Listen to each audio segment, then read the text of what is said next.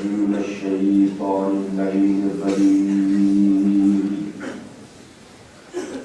بسم الله الرحمن الرحيم. الحمد لله الذي جعلنا من المتمسكين ببداية أمر المؤمنين وببداية الأئمة المعصومين صلوات الله عليهم أجمعين. الحمد لله الذي لا يبلغ مدحته القائلون ولا يحصي نعماه العابدون ولا يؤدي حقه المجتهدون الذي لا يدركه بعد العلم ولا يناله بعد الفتن الذي ليس لصفته حد محدود ولا وقف الموجود ولا نعت المعدود ولا جل الممدود فلا الخلائق بقدرته ونشر الضياء برحمته. والصلاة والسلام على سيدنا ومولانا حبيبنا وحبيب قلوبنا شفيعنا وشفيع ذنوبنا أبي القاسم محمد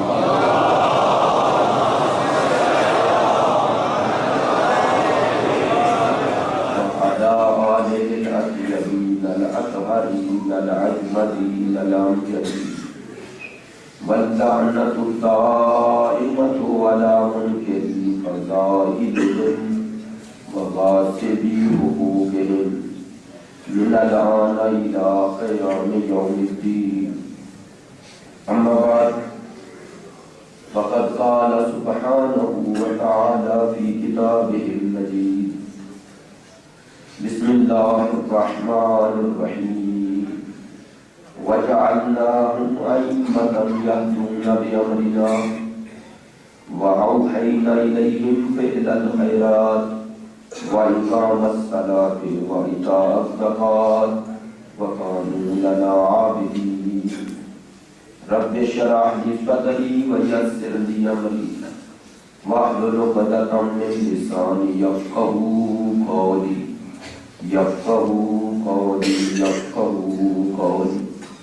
إن الله وملائكته يصلون على النبي يا أيها الذين آمنوا صلوا عليه وسلموا تسليما.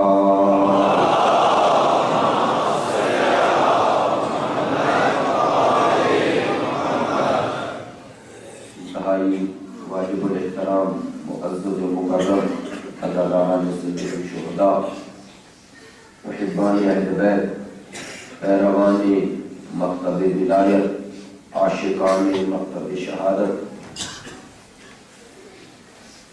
اس سے پہلے اپنی گزارشات آپ کی خدمت عالیہ میں پیش کروں. چند دعائیں جو ابتدائی گفتگو میں ہی عرض کرنا ضروری سمجھتا ہوں. خداوند متعال بحق سید الشہداء، بحق عزاداری سید الشہداء اور بحق سات محرم روز بندش حق کا دن ہے. اس دن کے صدقے میں خداوند متعال حاضرین مجلس پر اپنی رحمتیں نازل فرمائے. حاضرین مجلس کی تمام شرعی حاجات کو پورا فرمائے. خداوند متعال وہ مومنین مومنات مسلمین مسلمات جو اس دنیا سے جا چکے ہیں، خدایا ان کی کربت ان کی قبر پہ اپنی رحمتیں نازل فرما. خدایا ان کی مغفرت فرما. انتظامیہ اور جو بھی اس عزاداری کو برپا کرنے کے لیے جو خدمات انجام دے رہے ہیں، خدایا ان کی توفیقات میں اضافہ فرما. ولی آخر ولی الزمان کا جلد از جلد ظہور فرما. خدایا ہمارے ملک کے پاکستان کی حفاظت فرما. جو اس کے امن و امان کو خراب کرنا چاہتے ہیں، خدایا انہیں نیست و نابود فرما.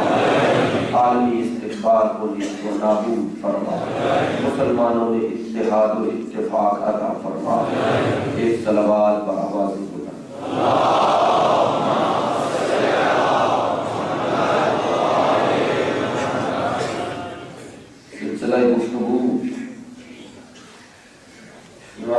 الزمان اجل اللہ تعالی فرجہ الشریف بقیت اللہ ذخیرہ الہی. میں نے کل عرض کیا کہ مہدویت اسلام کا اور انسانوں کے آئندہ کا نام ہے.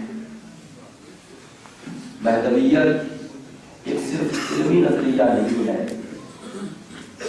ایک ایسا نقطہ نظر نہیں جس کا تعلق صرف فکر و عقل و شعور سے ہو. یہ ایک ایسا عقیدہ اور نظریہ ہے جس کا انسانوں کی عملی زندگی سے تعلق ہے.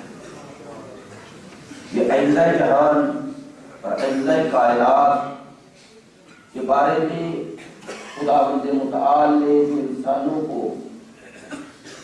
امید افزا خبریں دی ہیں اس کے تحقق کا نام ظہور امام زمان ہے. بلکہ اگر گفتگو کو ایسے کریں کہ تمام انبیاء کی مقصد بعثت کو ان کی تکمیل تک پہنچانے والی ہستی کا نام امام زمان ہے، یا بلکہ اس سے بھی وسیع تناظر میں دیکھا جائے کہ تمام الہی انسانوں نے جو بھی جد و جہد اس انسانی معاشرے کو اس کے مطلوبہ ہدف تک پہنچانے کے لیے کی ہے، ان تمام کوششوں کو اس کے مطلوبہ کمال تک پہنچانے والی ذات کا نام امام زمان ہے. اس الہی، اس خدائی، اس انسانی معاشرے کا. میں نے اس لیے انبیاء کے بارے میں مصر پیدا کی کہ جیسا کہ ارسطو نے مدینہ فاضلہ ایک آئیڈیل سوسائٹی کا جو نقطہ نظر پیش کیا ہے کہ جس میں انسان کو کہتے ہیں اس طرح زندگی بسر کریں گے کہ کسی کے لیے کوئی شخص نقصان دہ نہیں رہے گا، اپنی فطرت الہیہ کی طرف انسان پلٹے گا، اور وہ معاشرہ صرف ایمان کے دور میں قائم ہوگا جیسا کہ روایات کی روشنی میں ثابت ہے. اسی کے حوالے سے ہماری گفتگو ہے. آج اس پہلو کی طرف آپ کی توجہ مبذول کرانا چاہتا ہوں. وہ قرآن مجید کا وہ سورہ ہے کہ گزشتہ ایام میں جو آیات پیش کی گئی میں عرض کرتا رہا ان کی تعبیر امام زمان ہے، لیکن آج جو سورہ آپ کے سامنے پیش کر رہا ہوں اس کی تعبیر امام نہیں ہے، بلکہ آج بھی اس سورے کا مصداق امام زمان ہے. کیونکہ اس سورے میں مقام انسان کامل ذکر ہوا ہے، مقام انسان کامل کا ذکر کیا گیا ہے. انسان کامل کا مقام و مرتبہ کیا ہے اس کا ذکر ہوا ہے. اور لہذا یہی وجہ ہے کہ جب معصوم سے کسی نے سوال کیا کہ مولا اپنی امامت پر کوئی ایسی دلیل دیں کہ سوائے پر فطرت انسان کے کوئی اس کا انکار نہ کر سکے، امام نے فرمایا یا معاشر شیعہ، اے ہمارے شیعوں، حاصلوں بسورت انا انزلناہ فی لیلۃ القدر، کہا اپنے مخالفین سے سورہ انا انزلناہ فی لیلۃ القدر کے ساتھ استدلال کرو. اس نے کہا مولا اس میں آپ کی امامت کا تذکرہ کیسے ہے؟ امام نے فرمایا سورہ پڑھو اور پھر اس کے الفاظ پہ غور کرو. توجہ فرمائیے گا. اب میں سورہ پڑھ رہا ہوں، اس کا ترجمہ کرتا ہوں، اسی سلسلے کو آگے لے کے چلتے ہیں. بسم اللہ الرحمن الرحیم. انا انزلناہ فی لیلۃ القدر وما ادراک ما لیلۃ القدر لیلۃ القدر خیر من الف شہر تنزل الملائکۃ والروح فیہا بإذن ربہم من کل امر سلام ہی حتی مطلع الفجر. توجہ فرمائیے گا. اس مختصر سے سورہ میں مقام انسان کامل اور انسان کامل کا اس کائنات میں کیا مرتبہ ہے اس کا تذکرہ ہے. ممکن ہے آپ نے کوئی لوگ یہ سوچیں کچھ افراد کہ اس سورے میں تو نزول قرآن کا تذکرہ ہے، لیکن اگر الفاظ پہ غور کریں تو نزول قرآن ایک الگ حقیقت ہے اور یہ شب ایک الگ حقیقت ہے. توجہ فرمائیے گا. ترجمہ بسم اللہ الرحمن الرحیم. انا انزلناہ فی لیلۃ القدر.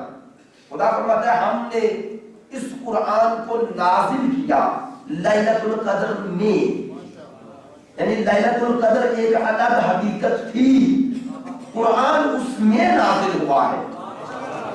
لیلۃ القدر کو نزول قرآن کی وجہ سے فضیلت نہیں ملی، لیلۃ القدر پہلے باعث فضیلت تھی، خود فضیلت رکھتی تھی۔ نزول قرآن کا سبب لیلۃ القدر نہیں ہے، لیلۃ القدر کا وجود نزول قرآن کا سبب ہے۔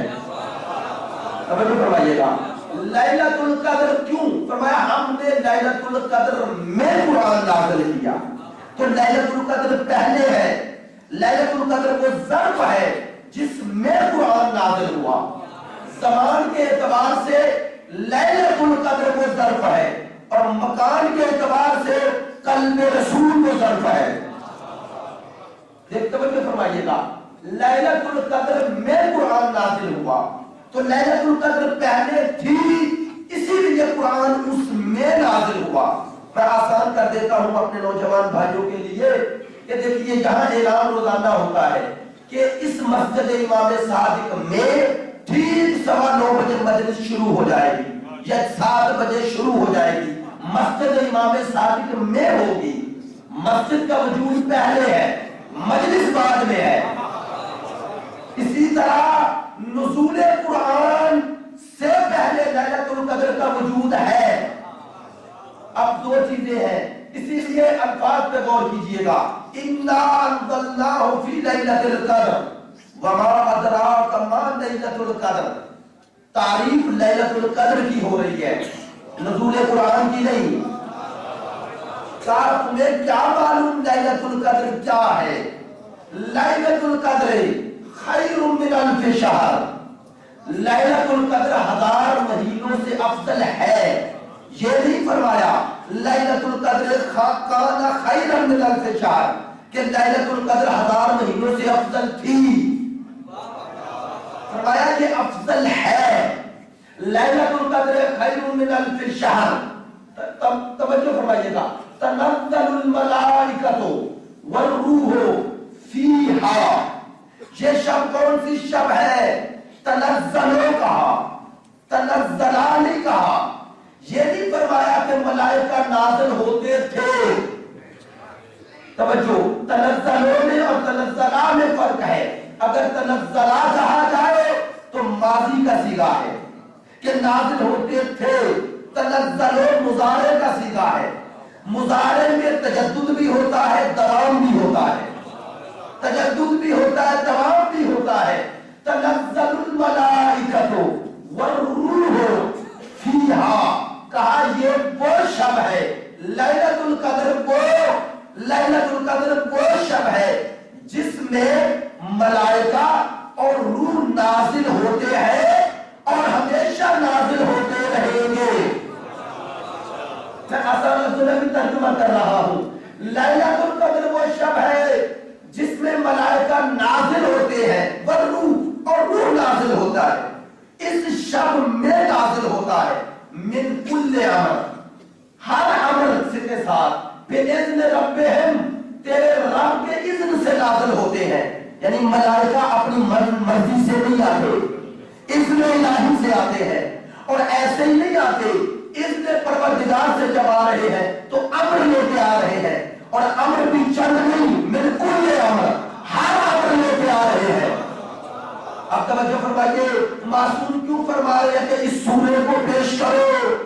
ہماری امامت پر اس سے بڑی واضح دلیل کوئی نہیں ہے۔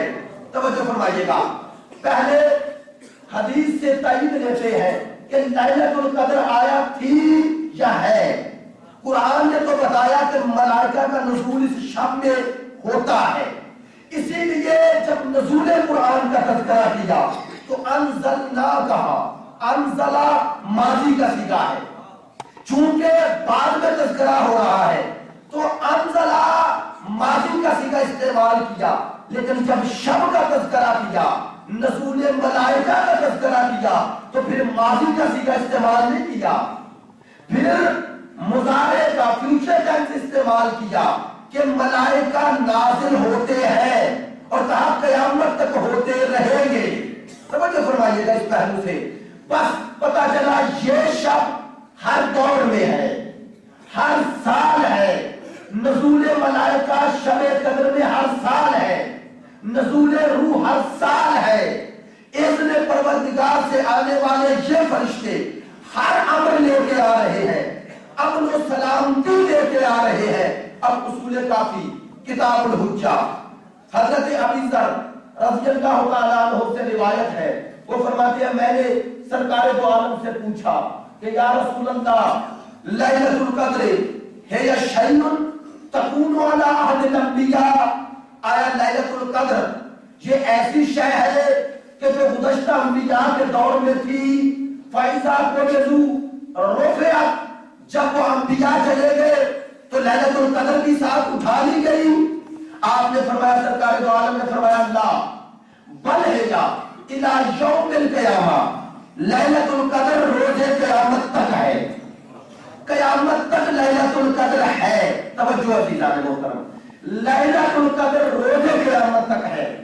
جب قیامت تک لیلۃ القدر ہے تو نزول ملائکہ بھی قیامت تک ہے، امر کا نزول بھی قیامت تک ہے۔ یہ تو سب مانتے ہیں کہ یہ فرشتے جو نازل ہوتے ہیں شب قدر میں، جب تک سید الانبیاء تھے یہ سب مانتے ہیں کہ قلب پیغمبر پر نازل ہوتے تھے۔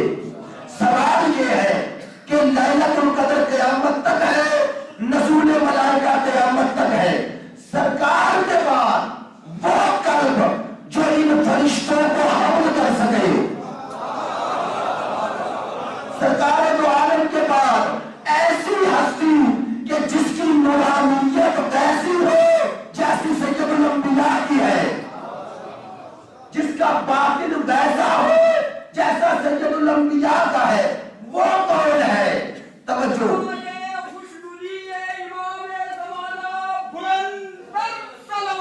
اللہ پر انشاءاللہ میری طرف متوجہ، میری بات انشاءاللہ توجہ سے سماعت فرماتے کہ فرشتے نازل ہوتے ہیں اور روح، توجہ جو ہے ملائکہ، ملائکہ جمع کا صیغہ ہے، والروح اور روح نازل ہوتے ہیں اس شب میں من کل امر، ہر امر لے کر، ہر امر لے کے آتے ہیں۔ جب اس شب میں آ رہے ہیں، امر لے کے آ رہے ہیں تو جس کو دے کے جائیں گے وہ صاحب الامر ہوگا، وہ الامر ہوگا، اور وہ ایسا ہونا چاہیے جو فرشتوں کی نورانیت کو درد کر سکے۔ توجہ فرمائیے گا عزیزوں، فرشتے میری اور آپ کی طرح مادی وجود نہیں رکھتے، وہ مانوی اور روحانی وجود رکھتے ہیں۔ توجہ فرمائیے گا، ان فرشتوں کو وہی درد کر سکتا ہے جس کی نورانیت فرشتوں جیسی ہو، اگر یکسانیت نہ ہو، اگر سنخیت نہ ہو تو فرشتوں کو درد نہیں کر سکتا۔ آج ہم میں کوئی ایسا نہیں جو فرشتوں کو دیکھے، ہے کوئی نہیں دعویٰ کرتا، تو نزول ملائکہ ایک حقیقت ہے، عظیم قرآن حقیقت ہے، اور روح کے بارے میں دو نظریے، بعض نے کہا جبرائیل ہے، بعض نے کہا نہیں جبرائیل سے بھی بلندتر فرشتہ ہے، جبرائیل سے بھی بلندتر فرشتہ اس شب میں نازل ہو رہا ہے، ملائکہ نازل ہو رہے ہیں، اور روایت ہے کہ ان ملائکہ میں تمام جو ملائکہ اپنی اپنی جگہ پر جو سردار ملائکہ ہے وہ نازل ہوتے ہیں، اسرافیل، عزرائیل، جبرائیل، میکائیل اپنے اپنے گروہ کے ساتھ گروہ در گروہ آتے ہیں۔ کس پر؟ یہ تو سب مانتے ہیں کہ سید الانبیاء کی موجودگی میں سید الانبیاء پر آتے ہیں۔ سوال یہ ہے آج وہ انسان کامل کون ہے جس پر یہ ملائکہ آ رہے ہیں؟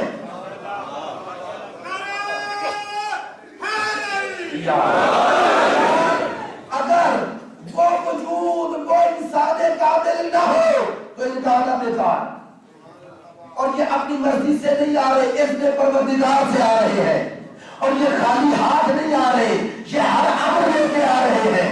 جب آ رہے ہیں تو یہ دلیل ہے کہ جب تک لیلۃ القدر ہے تب تک ایک ایسی ہستی کا وجود ضروری ہے جو ان ملائکہ کے لانے والے امور کی محافظ بن سکے، جو آنے والے ان امور کی محافظ بن سکے، ورنہ ان کا آنا بیکار۔ تو اب ایک جملہ کہوں کہ ملائکہ امر لے کے آتے ہیں۔ امر کے دو معنی قرآن میں، امر کے دو معنی ہیں، یا امر کا معنی حکم ہے، حکم ہے، حکم تشریعی یا حکم تکوینی۔ پہلی گفتگو میں عرض کر چکا کہ امر تشریعی پیغمبر پہ آتا ہے۔ اس شب میں جو امر لے کے آ رہے ہیں وہ امر تشریعی نہیں ہو سکتا، وہ امر تکوین ہوگا، وہ امر تکوین ہوگا۔ آپ سمجھیے مقام انسان کامل کیا ہے، مقام امام زمان کیا ہے، مقام صاحب شب قدر کیا ہے، کہ وہ ہر امر لے کے آ رہے ہیں۔ اور اس امر سے مراد اگر امر تکوین ہے تو اس کا آسان ترجمہ قضاء و قدر ہے، یعنی قلب امام لوح قضاء و قدر الہی بن جاتی ہے۔ سارا سال جس کے بارے میں جو طے ہونا ہے وہ تمام اجمالی طور پر قلب امام پہ نازل ہوتا ہے۔ یعنی اب وجود امام قلب امام کو درک کرے کہ وہ قلب کیسا قلب ہے جس پر پوری کائنات کی قضاء و قدر کو نازل کیا جاتا ہے۔ وہ کیسا وجود ہے؟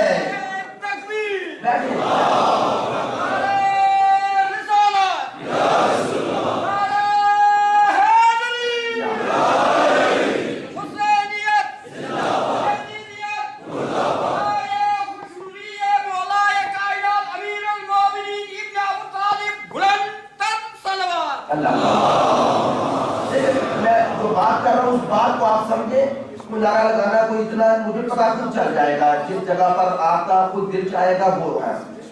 اس لیے گفتگو انشاءاللہ بڑے حساس اور بڑا سنجیدہ موضوع ہے۔ مجھے پتا ہے یہ عام فہم موضوع نہیں ہے، اب میں یہ نہیں کہتا پہلی دفعہ سن رہے ہیں، اس کو سن چکے ہیں، لیکن اس پہ توجہ فرمائیے گا۔ من کل امر، ہر امر لے کے آتے ہیں۔ اب یہ جس کے پاس لا رہے ہیں امر تقدیم، اب اس کے وجود کی وسعت کا اندازہ کیجیے، توجہ فرمائیے گا کہ جس کے وجود پر، جس کے قلب پر ملائکہ نازل ہو رہے ہیں وہ قلب کتنا طاہر، کتنا مطہر ہے۔ اگر ان کا باطن سرکار دو عالم جیسا نہ ہو، اگر رسول جیسا نہ ہو تو ان فرشتوں کو کبھی بھی حمل نہیں کر سکتے، ان فرشتوں کو کبھی بھی ترک نہیں کر سکتے۔ تو اسی لیے مباہلہ میں علی نفس رسول بن کے گئے ہیں۔ سید الانبیاء نے بتایا کہ یہ لیلۃ القدر قیامت تک رہے گی، اور میرے بعد اس لیلۃ القدر کا وارث کون ہے؟ اس لیلۃ القدر کا وارث کون ہے؟ آج صاحب لیلۃ القدر امام زمان ہے، آج صاحب لیلۃ القدر امام زمان ہے۔ یہی وجہ ہے جب معصوم سے پوچھا گیا کہ مولا جس طرح ہم سے لیلۃ القدر مخفی ہے آپ سے بھی مخفی ہے، کہا وہ امام ہی نہیں ہو سکتا جس سے لیلۃ القدر مخفی ہو۔ توجہ فرمائیے کہ یہ جملے ہیں امام کے اصول کافی میں۔ امام فرماتے ہیں کہ لیلۃ القدر کو فرشتے قطار در قطار آتے ہیں، اور جس طرح تم کعبے کا طواف کرتے ہو فرشتے ہمارا طواف کرتے ہیں، فرشتے ہمارا طواف کرتے ہیں۔ یہی وجہ ہے کہتے ہیں لیلۃ القدر کو درک کرنے کا ایک ذریعہ معرفت امام ہے۔ جس کو معرفت امام نہیں ہے اسے معرفت لیلۃ القدر نہیں ہے، اور جسے معرفت لیلۃ القدر نہیں ہے اس کو 1000 مہینوں کا ثواب مل نہیں سکتا۔ اس لیلۃ القدر کی معنویت اور روحانیت سے وہی استفادہ کر سکتا ہے جو حقیقت لیلۃ القدر یعنی وجود امام کے ساتھ منسلک ہو جائے۔ اب اسی کے ضمن میں ایک حدیث سے استدلال کرتا ہوں۔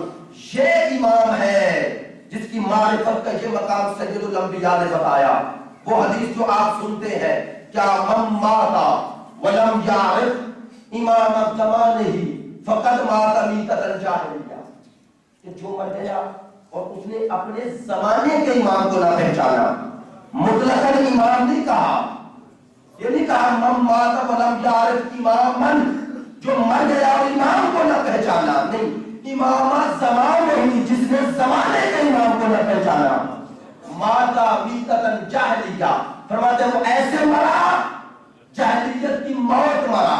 میں اس لفظ کا ترجمہ ایسے کیا کرتا ہوں کہ سید الانبیاء فرما رہے ہیں کہ جو اپنے زمانے کے امام کی معرفت کے بغیر مر جائے وہ ایسے ہی مرا ہے جیسے میری موجودگی میں ابو جہل مرا ہے.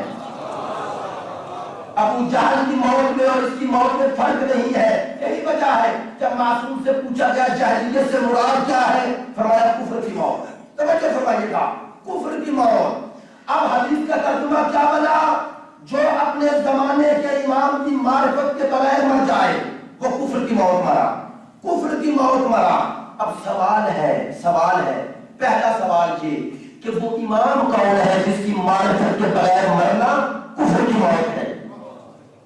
وہ امام کون ہے جس کی معرفت کے بغیر مرنا کفر کی موت ہے؟ اور کفر کی موت کہا ہے، فسق کی بھی نہیں کہا، فسق کی موت نہیں کہا تاکہ قابل بخشش ہو جائے. دیکھیے فاسق اگر توبہ کرے تو دوبارہ ایمان کی صف میں شامل ہو جائے گا. کہا کفر کی موت مر رہا ہے. تو ایت اللہ جوادی عاملی فرماتے ہیں یہ فرمایا گیا کہ جو مر گیا کفر کی موت مرا. یہ کیوں نہیں کہا جو زندگی گزار رہا ہے معرفت امام کے بغیر وہ کفر کی زندگی گزار رہا ہے. توجہ فرماتے ہیں موت زندگی کا نتیجہ ہے. موت زندگی کا نتیجہ ہے.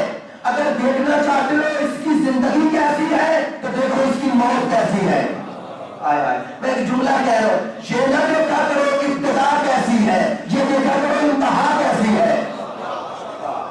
ابتدا پہ نظر نہ رکھا کرے، انتہا پہ نظر رکھا کرو. فرماتے ہیں اگر یہ دیکھنا چاہتے ہو اس کی زندگی عالمانہ ہے، اس کی زندگی مومنانہ ہے، تو یہ دیکھو اس کی موت کیسی ہے. تو توجہ فرمائیے گا. اب ایک سوال کرنے کا ہم حق رکھتے ہیں کہ وہ امام جس کی معرفت کے بغیر مرنا کفر کی موت ہے، بتائیے وہ امام خدا کا بنایا ہوگا یا انسانوں کا بنایا ہوگا؟ اگر وہ امام اجماع و شورا سے بنے گا تو اس کی معرفت حاصل نہ کرنا کفر کی موت کبھی نہیں ہو سکتا. کیوں؟ چونکہ اسی اجماع سے اگر کچھ اور بنے ہیں تو یزید بھی بنا ہے. توجہ فرمائیے گا، یزید بھی اپنے آپ کو زمانے کا امام کہہ رہا تھا، اسی لیے تو بیعت طلب کر رہا ہے. مروان بھی ہے، بنی امیہ بنی عباس کے خلفاء بھی ہیں. اس معنی میں دیکھو تو رہبر امت تھے، امام ہے. آپ تعجب نہ کرے، امام ہے لیکن امام ہدایت نہیں، امام ضلالت ہے، امام نار ہے، امام جنت نہیں ہے. لیکن امام تو کہتے رہے. آیا کوئی مسلمان ایسا ہے تاریخ اسلام میں جس نے کہا ہو کہ اس حدیث کا مصداق یزید ہے، اس حدیث کا مصداق بنی امیہ اور بنی عباس ہے؟ توجہ فرمائیے گا، سید الانبیاء کی یہ حدیث متفق بین الفریقین ہے. اسلام کے دونوں فرقوں نے اسے قبول کیا. یہ حدیث کو دونوں فرقوں نے قبول کیا کہ سرکار نے فرمایا جو معرفت امام کے بغیر مرا وہ کفر کی موت مرا. دونوں نے قبول کیا.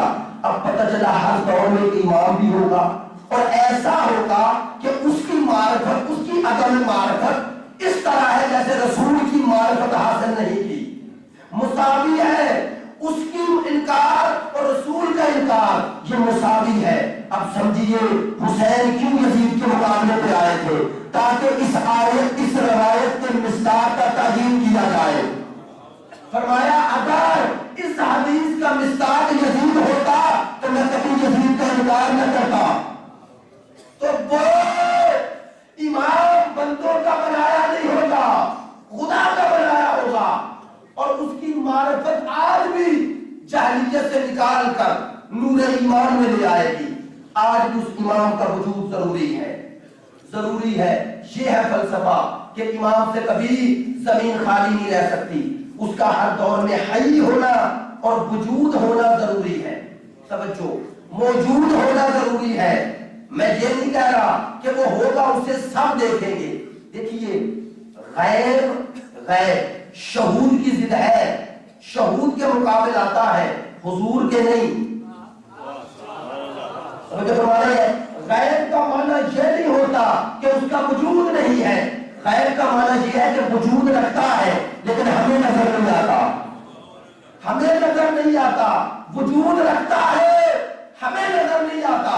اب چھوٹے چھوٹے دو مسئلے اپنے نوجوان بھائیوں کے لیے، بعض اوقات بعض جملے کہتے ہوئے باطن سوچنا پڑتا ہے کہ مجلس میں ایسے سنجیدہ اور ایسے پڑھے لکھے دوست تشریف فرما ہے، ان کے لیے تحصیل حاصل ہے، لیکن جو نئی نسل جو ہمارے نوجوان بھائی آ رہے ہیں ان کے لیے بھی ضروری ہے کہ یہ مسائل حل ہو۔ کہا طول عمر امام پر کہ اتنی لمبی عمر کیسے ہو سکتی ہے، اعتراض ہوتا ہے۔ توجہ فرمائیے گا، طول عمر یعنی کسی انسان کی عمر ایک اتنی حد تک ہو جائے کہ عادی طور پر اسے قبول نہ کیا جائے۔ بعض لوگ یہی کہتے ہیں نا، کہتے ہیں کہ کیسے ہو سکتا ہے کہ ایک انسان 1250 سال زندہ رہے۔ امام زمان 255 ہجری سے آج 1430 ہجری، توجہ فرمائیے، کہتے ہیں 1200 سال یا 1150 سال ایک انسان زندہ کیسے رہ سکتا ہے؟ دیکھیے، جو انسان خدا پر ایمان رکھتا ہے اس کو یہ اعتراض کرنا ہی نہیں چاہیے، پہلے یہ معین کرے، اس کا تعین کرے کہ قدرت خدا کتنی ہے۔ توجہ فرمائیے گا، پہلے قدرت خدا کو محدود کرے اور بتائے کہ خدا کی قدرت آیا گزشتہ زمانے میں تھی، آج ختم ہو گئی، تو پھر ہم فیصلہ کریں گے کہ آپ کا مسئلہ امامت نہیں توحید ہے۔ اور اگر خدا کو کافر مانتے ہو اور آج بھی مانتے ہیں تو پھر اس کی قدرت ہر دور میں ہے اور اس کی قدرت کا مظہر بھی ہر دور میں ہے، ہر دور میں۔ توجہ فرمائیے گا، توجہ فرمائیے گا، طول عمر عقلی اور نقلی دونوں اعتبار سے ثابت ہے۔ نقلی یعنی قرآن و حدیث سے، عقل بھی حکم کرتی ہے۔ توجہ فرمائیے گا، آج اطباء جو طبیب ہے، جن کا انسانوں کی زندگی اور حیات سے اور صحت سے سروکار ہے، وہ یہ نہیں کہتے کہ ایک انسان کی عمر حتماً 60 سال ہونی چاہیے، 70 سال ہونی چاہیے، 100 سال ہونی چاہیے، 200 سال ہونی چاہیے، نہیں۔ وہ کہتے ہیں اگر انسان اپنے وجود میں تعادل پیدا کر لے تو یہی انسان اتنا زندہ رہ سکتا ہے کہ اس کے بارے میں حتیٰ موت کا تصور بھی نہ کیا جائے۔ توجہ فرمائیے گا، وہ کہتے ہیں کہ یہ جسم یہ ڈھانچے کی طرح ہے، اس میں روح ہے، روح کو یہ ڈھانچہ سلامت چاہیے۔ وہ کہتے ہیں کہ نفس عیب اس ڈھانچے میں، اس جسم میں پیدا ہوتا ہے، روح میں نہیں۔ جب یہ جسم کمزور ہو جاتا ہے تو روح کمزور ہونا شروع ہو جاتی ہے، جب جسم ساتھ چھوڑتا ہے تو روح جدا ہو جاتی ہے، روح پھر بھی باقی ہے۔ دیکھیے، روح رہنا چاہتی ہے لیکن جسم اس کا ساتھ نہیں دے رہا۔ کہتے ہیں اگر انسان اپنے علم سے اپنے وجود میں تعادل پیدا کر لے، 4 طبیعتیں انہوں نے لکھی، سودا، صفرا، خون اور بلغم، کہتے ہیں اگر ان میں تعادل، توازن، بیلنس پیدا کر لے تو انسان ہزاروں سال زندہ رہ سکتا ہے۔ تو عزیزوں، جب طبیب یہ مانتے ہیں کہ ہمارے پاس ہمارے علم نے ابھی یہ کشف نہیں کیا کہ ان میں توازن، بیلنس کیسے رکھا جائے، لیکن یہ مانتے ہیں کہ اگر بیلنس برقرار کر لیا جائے تو انسان ہزاروں سال زندہ رہ سکتا ہے، تو جب اس دنیا کے طبیب میں اور اس دنیا کے طبیب کی عقل یہ قبول کر رہی ہے کہ انسان ہزاروں سال زندہ رہ سکتا ہے اگر توازن برقرار کر لے، تو ایسے انسان کے بارے میں ایمان لاتے ہوئے کیوں سوچتے ہیں جس کا علم اس دنیا سے نہیں ہے، اس خالق نے دیا ہے، جو ان اطباء کی عقل و فکر جہاں ختم ہوتی ہے اس کی عقل و فکر کی حد وہاں سے شروع ہو رہی ہے۔ اس کے بارے میں یہ کیوں سوچتے ہو؟ تو عقل تعین کرتی ہے انسان زندہ رہ سکتا ہے۔ اور نقل یعنی قرآن و حدیث، دیکھیے فلسفے کا ایک قاعدہ ہے، کہتے ہیں وقوع الشیء دلیل علی امکان الشیء، کہتے ہیں کسی شے کے ممکن ہونے کا ثبوت کیا ہے، کیسے پتا چلے کہ ممکن ہے یا ممکن نہیں؟ کہتے ہیں اس کا ایک حل ہے، کیا؟ کہتے ہیں اگر وہ وقوع پذیر ہو جائے، نیستی سے نکل کر ہستی میں آ جائے، نہیں تھی وجود میں آ جائے، تو یہ دلیل ہے کہ وہ ممکن الوجود ہے، وہ ممکن الوجود ہے، وہ ممتنع نہیں ہے، محال نہیں ہے۔ توجہ فرمائیے گا، وہ امکان رکھی ہے، وہ وجود میں آ جانا دلیل ہے کہ محال نہیں ہے۔ عزیزو، امام زمانہ کی عمر مبارک پر، طول عمر پر اعتراض تب اعتراض تھا جب اللہ اس سے پہلے اتنی عمر کی ہستیوں کو پیدا نہ کر چکا ہوتا، انہیں وجود نہ دے چکا ہوتا۔ توجہ، حضرت آدم، حضرت نوح، ان کی عمر کے بارے میں کس کو اعتراض ہے؟ بھئی زندہ رہے نا، کتنے سال زندہ رہے؟ 950 سال تو تبلیغ ہے حضرت نوح کی، اس کے علاوہ 2500 سال زندہ رہے، موجود رہے، اس جسم کے ساتھ موجود رہے۔ تو 2500 سال زندہ رکھنا اگر خدا کی قدرت میں ہے تو یہ تو ابھی 1150 سال ہوئے ہیں، یہ تو 1000 سال ہے۔ ابھی تو امام زمان کی عمر اتنی بھی نہیں ہوئی جتنی حضرت نوح کی ہے۔ نہیں، اس سے آگے اگر اللہ چاہے تو ایک ہی ماحول میں، ایک ہی جگہ پر، دو چیزوں پر مختلف اثرات ظاہر کر سکتا ہے۔ قرآن سے دلیل دیتا ہوں، قرآن سے۔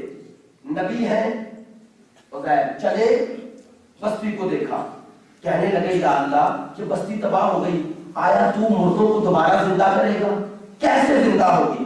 سوچا، اللہ نے وہی موت دے دی۔ توجہ فرمائیے گا، ان کا گدھا، ان کا کھانا اور وہ خود، تینوں وہی ہے۔ گدھا بھی ساتھ مرا، خود بھی وہیں پر موت آ گئی، اور کھانا بھی پڑا ہے، کھانا بھی پڑا ہے۔ جب اٹھے اللہ نے کہا بتا کتنے سال آپ رہے یہاں؟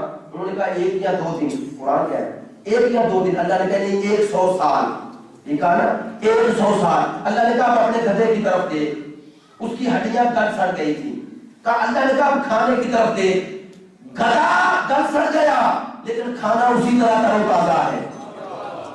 اور قرآن کہتا ہے یہ میری آیات ہے، یہ میری آیات ہے، یہ میری آیات ہے، یعنی میں اپنی آیات 2 مختلف طریقوں سے دکھا رہا ہوں، ایک فنا ہو رہا ہے اور ایک کھانا اسی طرح تر و تازہ ہے۔ اور اللہ کہتا ہے یہ دونوں میری آیتیں ہیں، میری آیتیں ہیں۔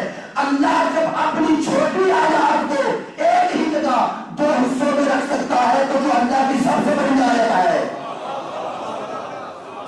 جو اللہ کی سب سے بڑی آیت ہے، اسے اسی ماحول میں رکھ کر زندہ کیوں نہیں رکھ سکتا؟ لیکن نہیں، آپ ابھی بھی متوجہ نہیں ہوئے۔ میں آئیے اس نبی کا تذکرہ کر رہا ہوں جس کا دن آج ہی منایا جا رہا ہے، اور سارے مسلمان، یہود و نصارہ، مسلمان و نصارہ یہ ایمان رکھتے ہیں کہ وہ آج بھی زندہ ہے۔ اور زندگی کا معنی ایسا نہیں جیسے شہداء زندہ ہے، نہیں، ویسے زندہ ہے جیسے میں اور آپ زندہ ہے نا ایمان سب کا۔ کون ہے وہ؟ حضرت عیسیٰ زندہ ہے نا، سب مسلمانوں کا ایمان ہے نا، زندہ ہے۔ ان کی زندگی کو کتنے سال ہو گئے؟ 2009 سال گزار رہے ہو نا، تو یہ اسے اسی سے ان کے میلادی سال سے قول کرتے ہیں۔ میلادی کا معنی کیا ہے؟ کہ جب حضرت عیسیٰ کی ولادت ہوئی اس سے لے کر آج تک 2010 سال، 2010 سال، کیونکہ آخری دن گزر رہے ہیں، 2010 سال حضرت عیسیٰ کی زندگی پر سب کا ایمان ہے۔ عجیب بات ہے، مریم کے بیٹے کی زندگی کو 2010 سال مان لیتے ہیں، اور فخر مریم کے بیٹے کو، فخر مریم کے بیٹے کی زندگی پر اتنا اعتراض کیوں ہے؟ چھوڑیے، یہ تو پھر بھی اولیاء خدا ہے، یہ تو انبیاء خدا ہے، یہ تو ولی خدا ہے، ان کی زندگی پر تو پھر بھی تعجب نہیں کیا جا سکتا۔ ہم تو اسے جانتے ہیں جو اللہ کا سب سے بڑا دشمن، اور جس کی زندگی کو کوئی شمار بھی نہیں کر سکتا، جو آدم سے بھی پہلے ہے اور آج تک ہے۔ عجیب بات ہے، ماننے پہ آؤ تو شیطان کو زندہ مان لو، اور نہ ماننے پہ آؤ تو نبی رحمان کا انکار کر لو۔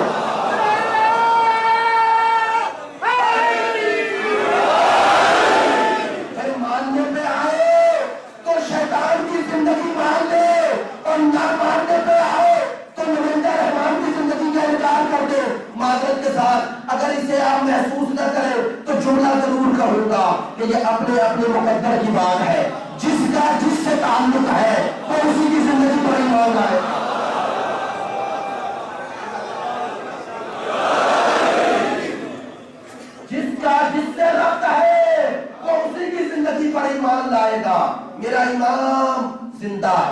حی ہے، ناظر ہے، حاضر ہے۔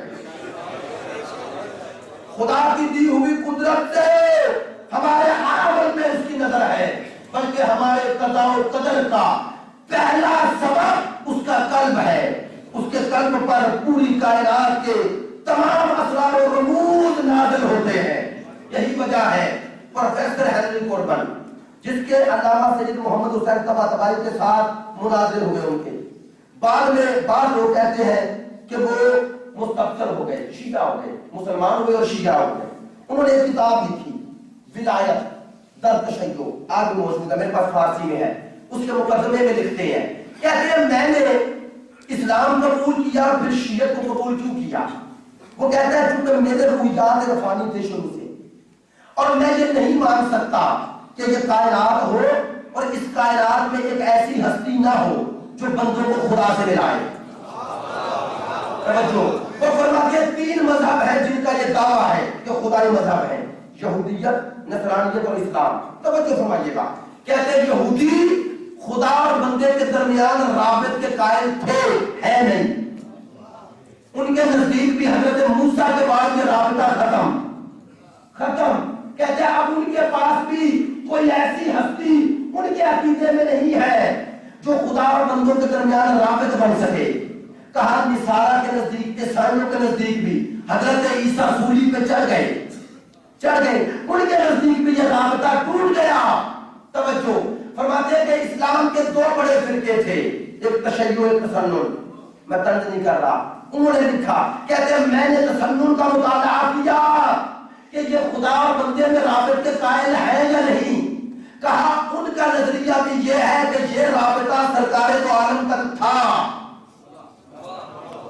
اس کے بعد بھی جو سلسلہ لے کے چلے انہیں وہ ظاہری خلافت کے لیے تو مانتے ہیں، لیکن انہیں ایسا رابط نہیں مانتے جو بندوں کو خدا سے ملائے۔ کہتے ہیں میں نے جب تشیع کا مطالعہ کیا تو دنیا میں مجھے واحد یہ مذہب ایسا نظر آیا کہ جس کا یہ دعویٰ ہے کہ یہ رابطہ نہ کسی دور میں ٹوٹا ہے نہ ٹوٹے گا۔ یہ مذہب یہ ایمان رکھتا ہے، عقیدہ رکھتا ہے کہ یہ رابطہ سرکار دو عالم تک نبوت کی صورت میں تھا، اور سرکار کے بعد رسول خدا کو 11 ہجری میں چلے گئے، لیکن یہ رابطہ پہچان اور شناخت کروا کے گئے۔ رسول نے کہا میں تو جا رہا ہوں لیکن اپنی جگہ پر اپنے جیسے 12 چھوڑ رہا ہوں، جو ہمیشہ بندوں کو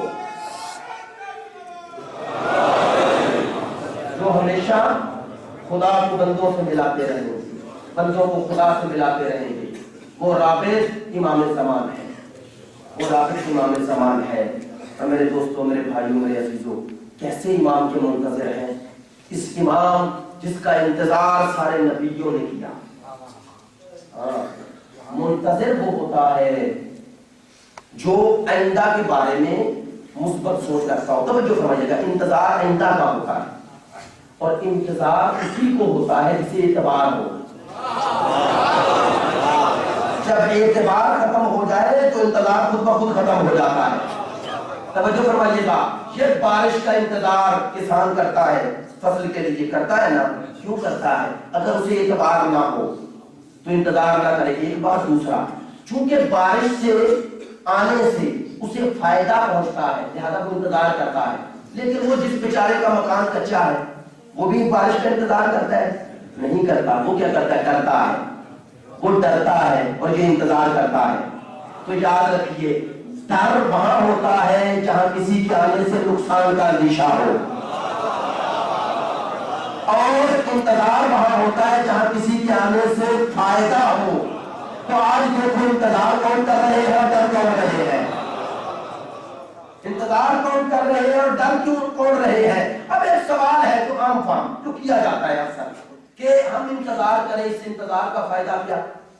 اس انتظار کا فائدہ کیا؟ کیوں؟ کیا اس لیے کہ ظہور کا وقت تو معین ہے۔ البتہ روایات سے یہ ثابت ہے کہ ظہور کا وقت آگے پیچھے ہو سکتا ہے اگر آمادہ ہو جائے، وہ انشاءاللہ بعد میں بتاؤں گا۔ کہنے لگے ظہور کا وقت وہ خدا جانتا ہے، وہ اس میں خدا سے ظاہر ہوں گے، آپ کے انتظار سے کیا فائدہ ہوگا؟ میں نے ابھی عرض کیا کہ اگر وجہ انقلاب نہ بھی بنے تو دلیل ارتباط ضرور بنتا ہے. رابطے کا ذریعہ ضرور ہوتا ہے اگر انقلاب کا سبب نہ بھی بنے. دوسرا، جانے والے نے آنے کا وقت کیوں معین نہیں کیا؟ سوال ہے. بھئی امام بتا دیتے مثلا میں 2000 یا 21ویں صدی میں یا 22ویں میں ظہور کروں گا. امام کہہ دیتے 2000 میں 3000 فلاں میں ظہور کروں گا، تاکہ جب بھی کوئی ہم پہ اعتراض کرتا کہ آپ کا امام کیوں نہیں آ رہے، ہم کہتے بھائی ابھی تو ہزاروں سال پڑے ہیں. بتا دیتے امام جاتے تو کیا فرق پڑتا؟ کیا فرق پڑتا؟ اب قرآن سے دلیل دیں، قرآن سے دلیل دیں. عزیزان محترم، جب جانے والا آنے کا وقت معین کر کے جائے اور مصلحت خداوندی اس وقت کو آگے بڑھا دے تو لوگوں کو گمراہی کا موقع مل جاتا ہے. قرآن حضرت موسیٰ گئے کوہ طور پر گئے، اللہ نے 10 دن اور بڑھا دیے. جب 10 دن بڑھائے نا، پہلا دوسرا تیسرا دن گزرا تو سامری نے کہا اب نہیں آئے گا. سامری نے کہا اب نہیں آئے گا. کہا جو دن معین کر کے گیا تھا وہ تو ختم ہو گئے اور 3 دن گزر گئے، اب نہیں آئے گا. چونکہ جانے والا رہ کر آنے کا دن معین کر گیا اور خدا کی مصلحت اس نے بڑھا دیا تو سامری کو موقع مل گیا گمراہ کرنے کا. اللہ نے کہا اس کے بعد میرا جو بھی نمائندہ پردہ قیامت میں جائے گا وہ آنے کا وقت نہیں بتائے گا، تاکہ کسی دور کے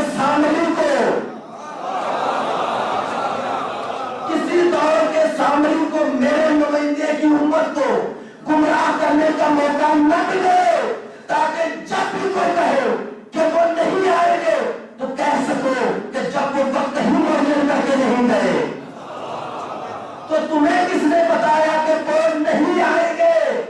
ایک بار میں دوسرا پہلو بھی عرض کرتا ہوں. عزیزو، جب آنے کا وقت معین ہو جائے نا، نہ دل میں اشتیاق رہتا ہے نہ آنکھوں میں انتظار. نہیں، اشتیاق اور انتظار ختم ہو جاتا ہے. دلیل یہ رمضان کا مہینہ آتا ہے نا، نہیں گھبرائیں ابھی نہیں آ رہا، بہت دیر ہے ابھی. یہ واحد مہینہ ہے جو خدا کہتا ہے میرا مہینہ ہے نا.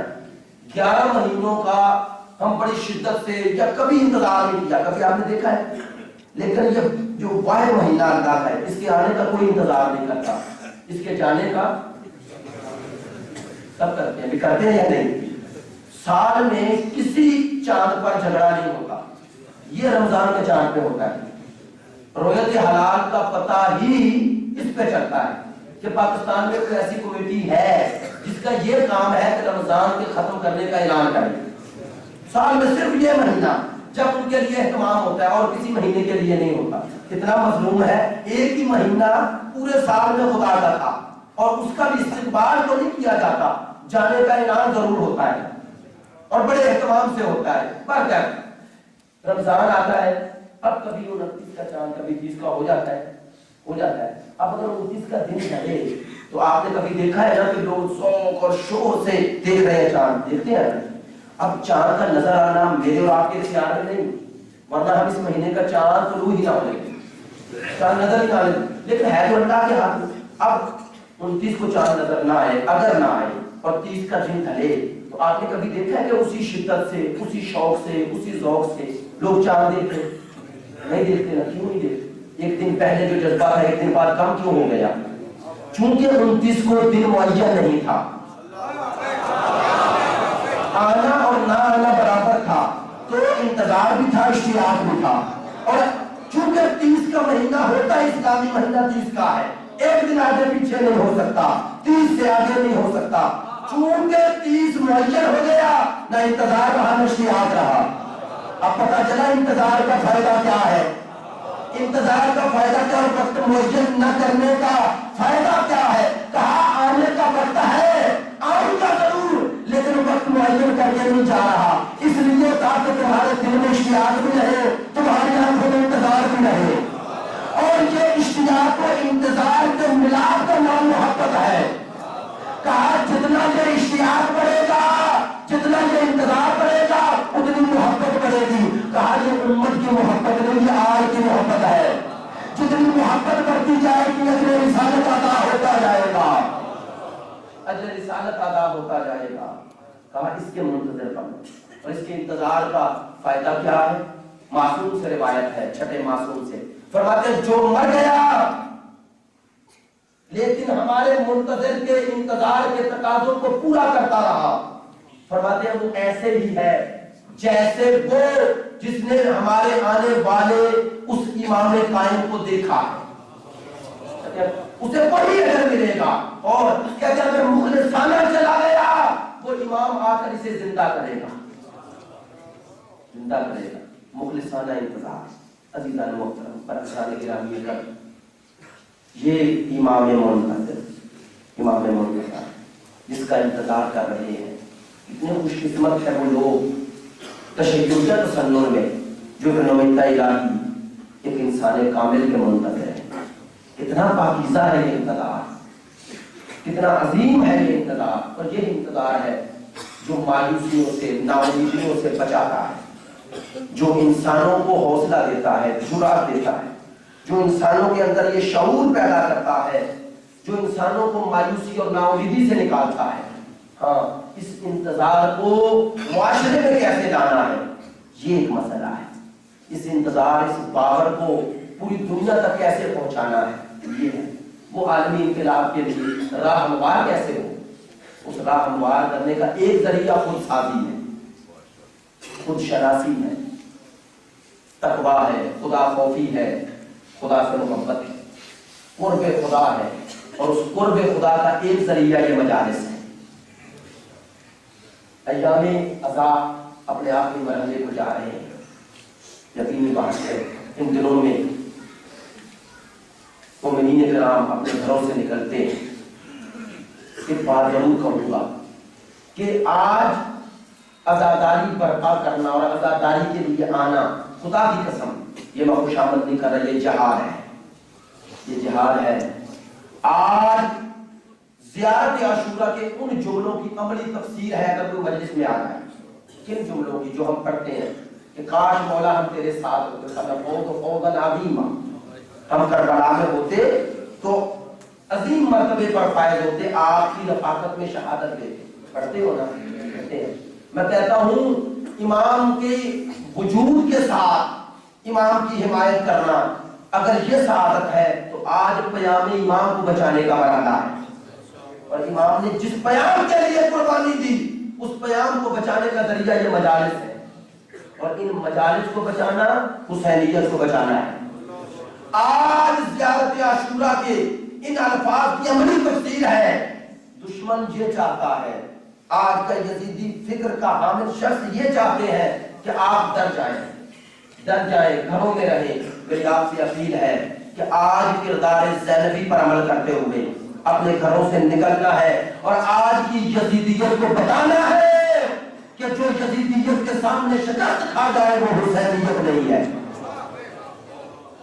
ہم نے آج کی یزیدیت کو یہ بتانا ہے کہ اگر ہم کربلا میں نہیں تھے تو کیا ہوا. ہمارا بچہ یہ خواہش رکھتا ہے کہ کاش کربلا میں ہوتے. اگر کربلا میں حسین ابن علی کی رفاقت میں نہیں جان دے سکے تو آج پیام حسین کے لیے جان دینے کو تیار ہے.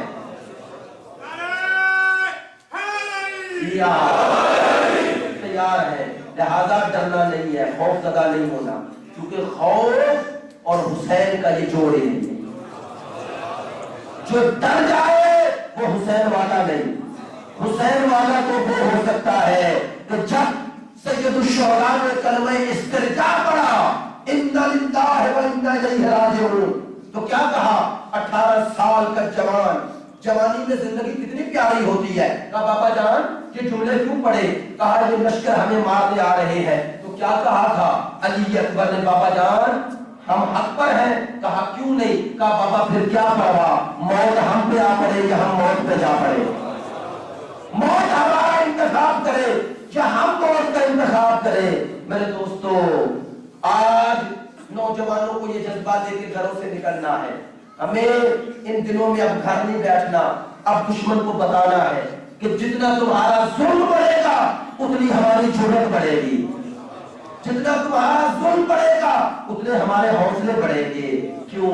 چونکہ اس کربلا میں صرف 18 سال کے اکبر کا یہ نقطہ نظر نہیں تھا، یہ جذبہ نہیں تھا، اس میں تو 13 سال کے اس قاسم کا بھی یہی نظریہ تھا جس کا آج تذکرہ ہے کہ جب حسین شب عاشور شہداء کی لسٹ بنا رہے ہیں اور سب کے نام لیے اور قاسم کا نام نہیں آیا تو اٹھ کے کہتا چچا جان کیا ان کل شہداء میں میرا نام نہیں ہے؟